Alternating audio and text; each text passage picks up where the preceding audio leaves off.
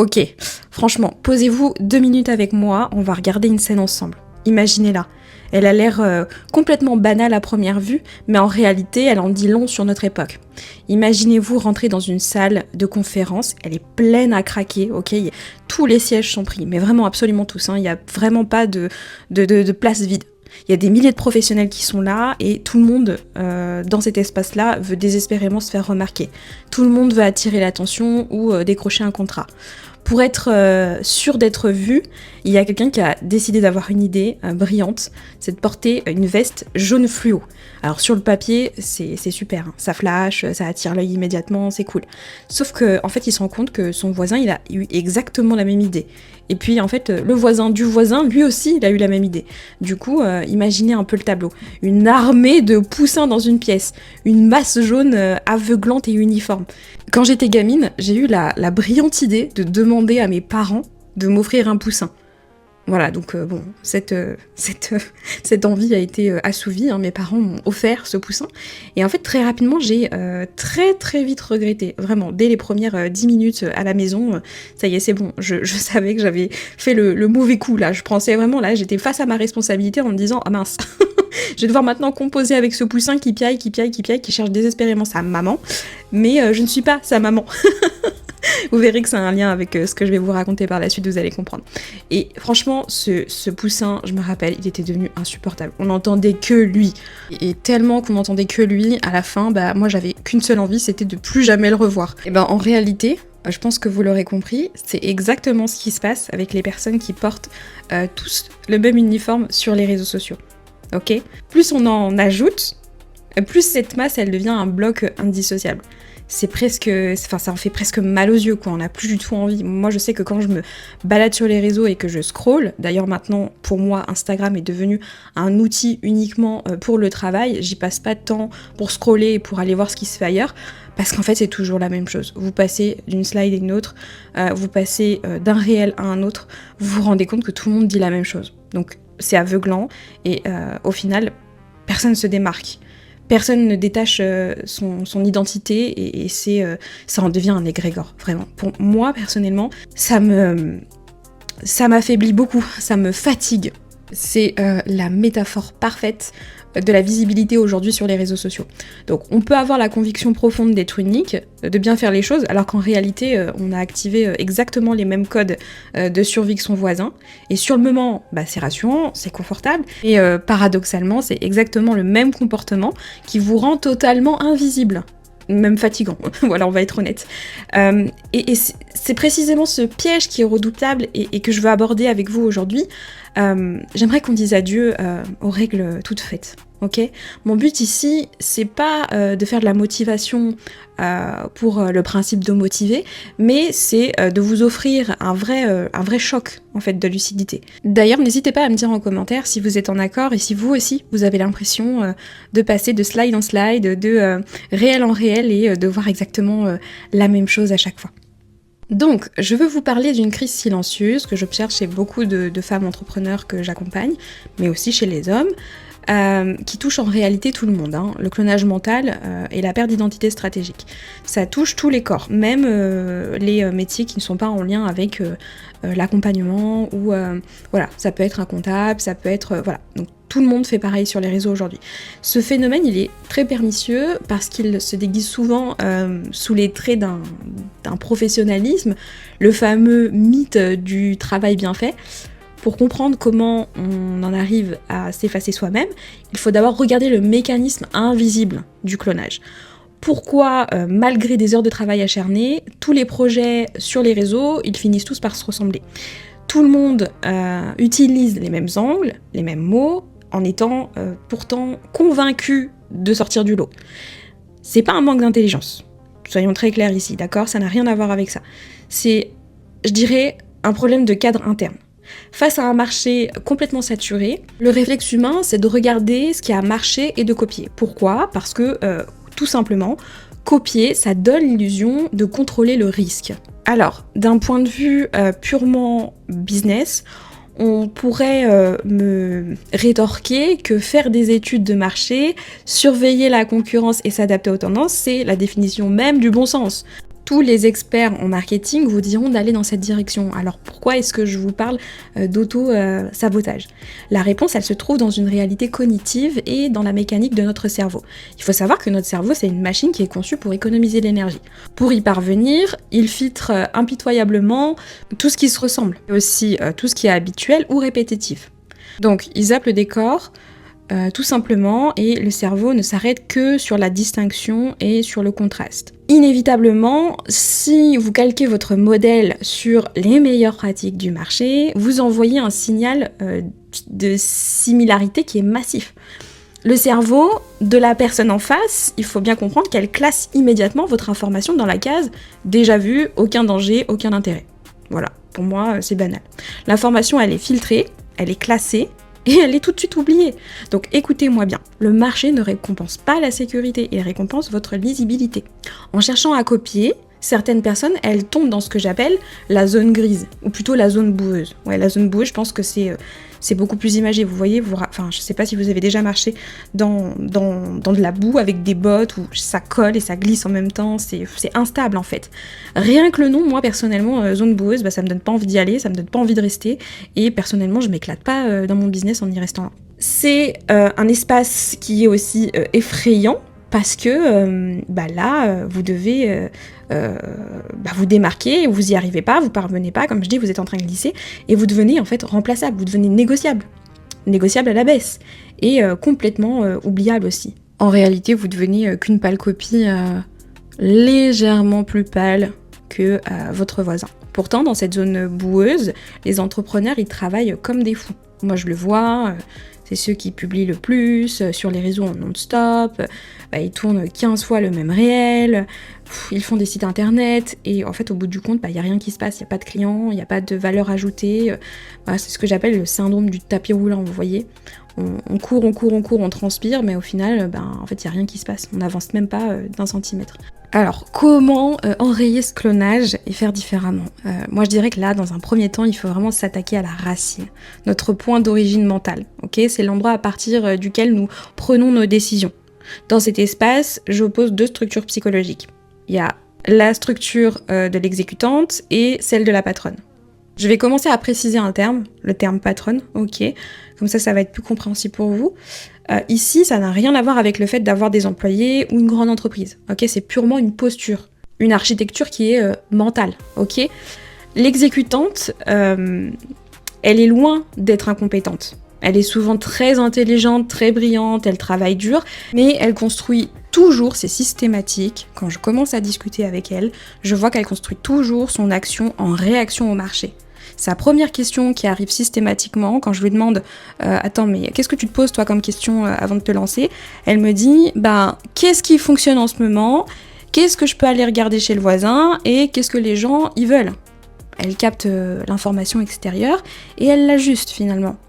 Pour comprendre, imaginez l'exécutante comme un thermomètre. Okay ? Son seul et unique travail au thermomètre, c'est de capter la température dans une pièce. Donc si l'environnement est froid, il s'adapte et il affiche du froid. Okay ? Si on regarde bien ici, le thermomètre, lui, il fait que de subir et de réagir. Okay ? Maintenant, si on regarde du côté de la patronne, elle, c'est le thermostat. Okay ? Le thermostat, lui, il subit pas la température, il la dicte. Il arrive dans une pièce et il décide quelle température il fera. Donc s'il décide qu'il fera 20 degrés, c'est toute la pièce qui change et qui s'adapte pour lui. C'est un pur système de pensée stratégique. On est bien loin d'un simple développement personnel, ok ? La patronne ne commence jamais par regarder ce qui se passe ailleurs, ok ? Sa question de départ, elle est toujours tournée vers l'intérieur. Quelle est ma lecture du réel ? Elle impose son propre cadre à l'extérieur, ok ? Donc elle n'est pas dépendante finalement de ce qui joue à l'extérieur. Parce que si vous commencez à être dépendante de ce qui joue à l'extérieur, si vous regardez trop ce qui se passe chez un mentor ou chez un concurrent, le problème c'est que au final, quand lui il va bifurquer, il va prendre, parce qu'il aura pris de l'avance vu qu'en général ce sont des racines, ce sont des leaders bien ancrés, ce sont des racines, il va prendre un virage et vous n'aurez pas le temps de voir et pas le temps de comprendre. Surtout, ça risquerait de mettre votre propre système en péril. Qu'est-ce que vous allez faire si demain la structure de quelqu'un que vous regardez s'effondre ? Vous allez vous effondrer avec, parce que vous ne saurez pas comment réagir. C'est pour ça qu'il est important de toujours regarder vers soi.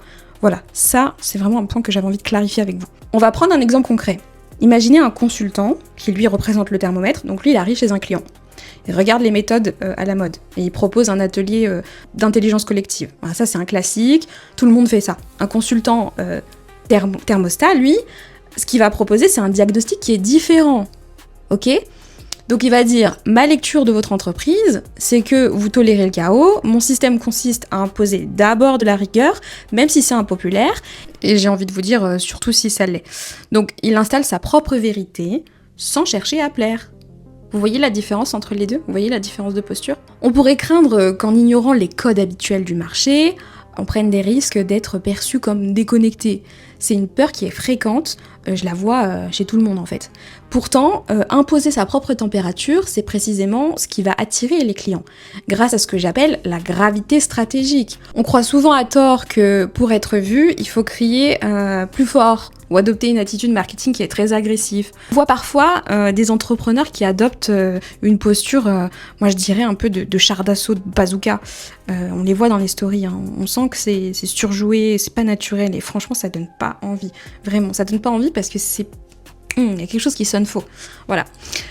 Ce qui attire vraiment les bonnes personnes, c'est la cohérence interne. Il n'y a rien d'autre en fait que la cohérence interne. Ok ? C'est une logique qui est hyper stable. Quand vous êtes dans la posture de la patronne, absolument tout ce que vous faites découle de votre racine, et donc il n'y a aucune dissonance. Cette stabilité, elle crée de la masse, donc de la gravité. En physique, vous savez, on dit que les corps massifs, ils attirent les autres. Ok ? En stratégie, c'est identique. Vous créez une signature cognitive. À partir de ce moment-là, vous courez plus après les clients. Ce sont les gens qui sont attirés par vous. Et parfois même, c'est là qu'on entend, je comprends pas pourquoi, mais je sens que c'est avec toi que je vais travailler. Ok ? Et ils ressentent simplement une structure qui est solide. Psychologiquement, on a confiance, ce qui va pas s'effondrer au moindre coup de vent, j'ai envie de vous dire. On s'adosse vraiment à quelqu'un qui a une vision claire. Et c'est ce que mes clients me disent souvent. Chez toi, il y a une posture qui est ancrée, Andrea, on sent la sécurité, on sait que tu vas nous emmener à nous et à nous définir différemment sur le marché, autrement, parce que tu l'as déjà fait et parce que ça se sent. Et c'est là que le vrai travail, il commence et il porte son fruit. Ok ? Est-ce que ça signifie que la qualité de ce qu'on vend ne compte plus ? Qu'on peut vendre un produit médiocre juste avec un cadre fort? Alors là, pas du tout. Détrompez-vous, d'accord ? Ne me faites pas dire ce que je n'ai pas dit. Il ne faut pas confondre une posture et une arnaque, d'accord ? Si vous essayez de tromper votre client, de toute façon, il le verra tout de suite. Et en appel de découverte, je l'entends souvent, ça commence par « j'ai été accompagnée par un tel, on m'a promis des montagnes, mais au final, j'ai eu que des creux, que du vide, que du plat. » Bien sûr, en ayant bien creusé en amont, en étant sûr. Ouais, mais peut-être que éventuellement, t'as eu ça, alors qu'en fait, non, pas du tout. La vie du client n'a absolument pas bougé d'un poil lorsqu'il a été accompagné. Donc, faites attention à vos promesses. Vous aussi, quand vous êtes sur le marché, les accompagnants, vous êtes responsable, d'accord ? Assurez-vous d'être réellement en mesure d'accompagner et de délivrer ce que vous dites que vous ferez, d'accord ? Vos clients doivent partir d'un point A pour arriver à un point B, d'accord ? Même si vous n'êtes pas responsable, entre guillemets, du résultat final, parce que votre client peut aussi ne pas vouloir y aller, d'accord ? Assurez-vous et sachez être suffisamment stable en vous-même, bien enraciné, pour être certaine que ce que vous délivrez, ce n'est pas du flou. D'accord ? La qualité intrinsèque de votre travail est prérequis. C'est votre billet d'entrée. Ok ? Mais le problème dans cette zone boueuse, c'est que tout le monde est compétent. Ok ? La compétence technique, elle est devenue banale. Mais la qualité seule, ne crée pas de différence. Si vous manquez de visibilité, c'est pas parce que vous manquez de compétences, c'est parce que vous êtes indifférencié. Ok, c'est dur à entendre, ça picote aussi, mais c'est la réalité du marché. On peut être excellent et rester totalement invisible si on fait que graviter autour des autres aussi. Hein. C'est pour ça que c'est hyper important, moi je conseille à mes leaders vraiment de prendre des moments off, c'est-à-dire que pas de réseaux sociaux, absolument rien. Limite, allez vous isoler, j'en sais rien moi, à la campagne ou dans un autre pays ou j'en sais rien. Et là, vous allez revenir avec un morceau de vous et de vous-même en fait. Allez chercher vos parts et allez pas les copier-coller sur les autres, ok ? Il y a un test qui est très simple. Je sais que il y a souvent, les gens quand je les rencontre et quand je parle avec eux, souvent ils ont l'impression d'être un thermostat, vous voyez ? pour tester et pour savoir où vous en êtes vraiment, je vous propose une micro-expérience très pratique. Ok, bon, je vous préviens, ça peut piquer, hein, ok, mais ça demande aussi d'être lucide. Ok, parce que moi je pense qu'on peut que s'améliorer quand on est prêt à aller voir et à les regarder en lucidité. Pas commencer à se braquer et tout ça, bref. Pourquoi il est important aussi de bien travailler sur son ego en amont. Et je le répète, l'ego n'est pas là pour vous desservir, il est là pour vous servir. C'est une structure, d'accord? Tout le monde en a besoin. Ok, donc allez chercher aussi la vraie définition de l'ego et non pas ce que vous trouvez partout et ce qui peut être dit et dicté par le développement personnel. Ok, ça c'est hyper important. Donc, si vous voulez de la douceur, de la caresse et compagnie, bon, allez vers votre chien ou votre chat et allez faire des caresses. Arrêtez d'écouter ou arrêtez de me suivre même carrément parce que ici vous savez que voilà, on dit les choses vraies, on dit les choses pour s'améliorer même si ça picote, d'accord? Parce que je suis pas du tout partisane de tout doit être beau, tout doit être rose, tout doit se faire dans la douceur, tout... Non, il y a des choses, des expériences qui se vivent aussi dans la vérité et la vérité ne fait pas forcément que du bien, ok? Voilà, donc sachez aussi prendre votre responsabilité de cette part-là. Donc, qu'est-ce que vous pouvez faire? Prenez votre dernier contenu majeur, donc ça peut être une page de vente, ça peut être un discours, ça peut être un article, ça peut être votre compte Instagram aussi. Donc vous le relisez à froid, d'accord, sans émotion. Et vous pensez uniquement à cette question-là. Est-ce que quelqu'un ou est-ce qu'un concurrent dans mon domaine pourrait dire exactement la même chose si on effaçait mon nom? D'accord? Et là, je pense qu'en général, la réponse, elle picote en fait. Elle picote vraiment, vraiment, vraiment. Ok? Donc, si vous pouvez remplacer votre nom par celui d'un autre, et le texte reste parfaitement logique, vous avez un énorme problème de positionnement. Donc, ok, ici, vous pouvez être certain qu'il n'y a aucune signature cognitive. Vous devez vous rendre compte que vous venez de passer des heures sur un texte qui n'est qu'un écho de masse. Et franchement, la masse, comme je vous dis, on n'achète plus, ça y est, c'est terminé. On veut vraiment que les gens se différencient. Donc ce test, il doit générer un inconfort, et c'est normal, car cet inconfort, c'est un miroir comportemental. L'individualité n'est pas une fatalité, c'est une décision. Celle de rester bien au chaud dans l'exécution, plutôt que d'assumer ses choix d'une définition identitaire forte. Si vous changez votre point d'origine, votre racine, vous n'avez pas besoin de convaincre. Vous êtes identifié par votre structure. Là, vous attirez vos clients et vous créerez une structure suffisamment solide, suffisamment forte, prête à grandir et complètement différenciable sur le marché. Voilà. Si ça t'intéresse de savoir comment faire et de développer cette identité-là avant de débuter ton marché, avant de débuter ton entreprise, viens me trouver et puis on en rediscute.